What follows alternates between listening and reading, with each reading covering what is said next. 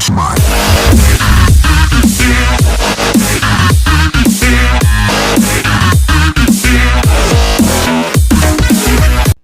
E aí galerinha do YouTube, tudo bem?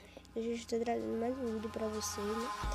Hoje eu vou estar trazendo um mod de como se transformar em alguns bichos do MCPS. Então vamos lá. Aqui eu tô com um zumbi.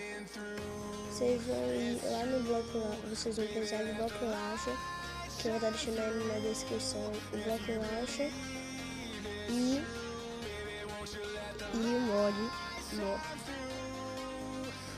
que é só um zumbi. Aí vocês vão lá no bloco launcher.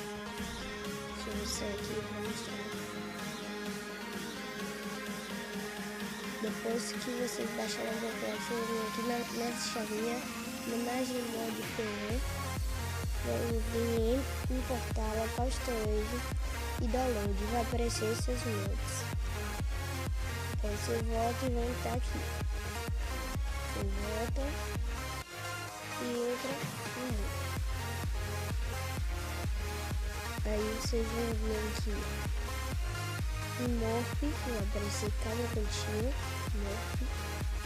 Vocês vão escolher alguns minutos. Então eu vou escolher aqui o Blast, né? Que é muito grande, né? Camezinho, então vamos lá, uma ovelha. Você pode se juntar um rebanho de ovelhas, sabe? Aqui. Gente, o meu, né? Eu não sei de vocês, meu golem de ferro está bugado. E boneco de neve também não tem. Aqui é jaguatirica. Vou mostrar um negócio bem legal pra vocês poderem estar trolando seu amigo um pouquinho. Vocês vão vir aqui, vão pegar algum animal assim, como vaca e como vaca. Seu amigo não vai perceber, não dá pra ver que você tá com arco. Você vai aí, você pode atirar e seu amigo não vai perceber que você quer a vaca.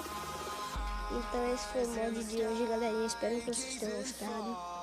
Vou estar enviando outro vídeo aí mais tarde. E até a próxima.